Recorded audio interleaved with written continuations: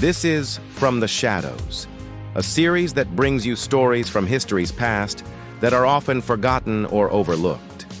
Today we travel to the Mediterranean island of Malta, where we will explore the fascinating world of prehistoric hunters.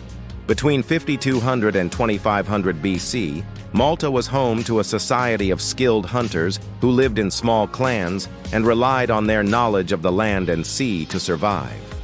These early inhabitants were experts at tracking and capturing wild animals, but they also had another important skill: building underground structures like hypogeum. But it's their everyday lives that we know very little about. So join us as we learn what life was really like for these ancient hunters. Malta is an archipelago in the Mediterranean Sea that today is a popular tourist destination known for its beautiful beaches, crystal-clear waters, and rich history. But did you know that Malta was also home to some of the first farmers in the Mediterranean? That's right. Long before the days of the Roman Empire, people were living on Malta and growing their own food. Imagine that. Life must have been pretty good there, right? Well, not exactly. You see, while farming was a big deal back then, it wasn't all sunshine and rainbows. In fact, it was a pretty risky way of life.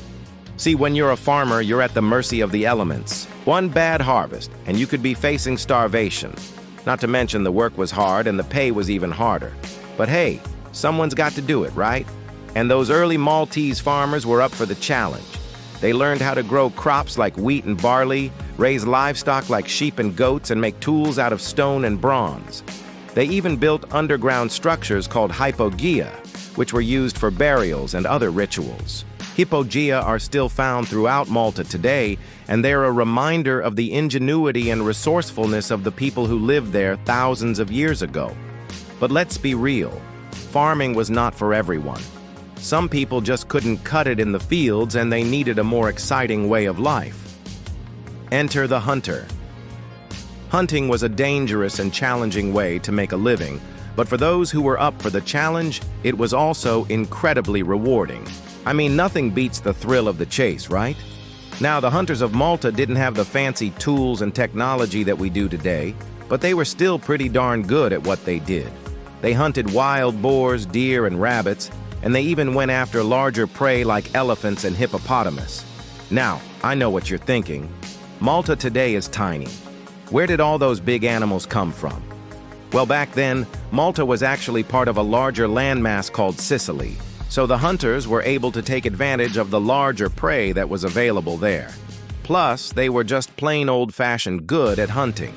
The hunters lived in small clans with their families and friends, and they traveled all over the island in search of food. They slept in caves or made their own shelters out of natural materials like wood and stone. And they used weapons like spears and bows and arrows to catch their prey. They were also pretty knowledgeable about the plants and animals they encountered, and they used that knowledge to stay alive. I mean, you gotta know what's poisonous and what's not when you're living off the land, right? Now, the hunters weren't the only ones trying to catch dinner. The larger prey animals had their own weapons and tricks. Wild boars, for example, had their tusks and their sharp teeth, while elephants had, well, their tusks and their trunks. But the hunters were up for the challenge.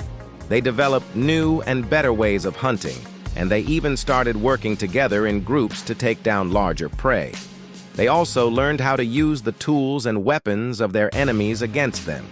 For example, they learned how to make spears with sharp stone points that could pierce the skin of a wild boar or elephant. As the hunters traveled all over the island, they would leave behind their weapons and other belongings when they moved from place to place. Sometimes they would even forget something as valuable as a bronze knife, which was an important tool for hunting and other tasks. Losing such an expensive item would have been a big deal, but the hunters were willing to take the risk. After all, they never knew when they might stumble upon a new and even better hunting ground. And hey, if they left behind a few treasures here and there, maybe it would bring good luck to their descendants. Who knows? And speaking of descendants, the hunters weren't just fighting for survival. They were also looking to start families and raise children. When a young man was ready to settle down, he would typically choose a wife from within his own clan. This might sound a little weird to us today, but back then it was all about keeping things in the family, so to speak. The hunters' children would learn the skills they needed to survive from a young age. Boys would go hunting with their fathers and learn how to track and kill prey, while girls would learn how to gather food and take care of the sick. It was a tough way to grow up, but hey, at least they were learning valuable skills that would help them survive in one of the harshest environments imaginable. Now, you might be wondering why the hunters didn't just stick to hunting smaller, easier-to-catch prey. Well, for one thing, bigger game meant bigger rewards. Larger animals provided more meat for the hunters and their families to eat, and they also provided valuable hides and other materials that could be used for tools and other items. Plus, hunting larger animals was just plain exciting. I mean, who wouldn't want to brag about the time they took down a wild elephant, right? As the hunters continued to roam the island, they would occasionally run into other groups of hunters. Sometimes these encounters would be friendly, but other times they would turn violent. After all, there was only so much prey to go around, and these guys were all hungry. Fights between hunters could be fierce, but ultimately, they were all working towards the same goal: survival.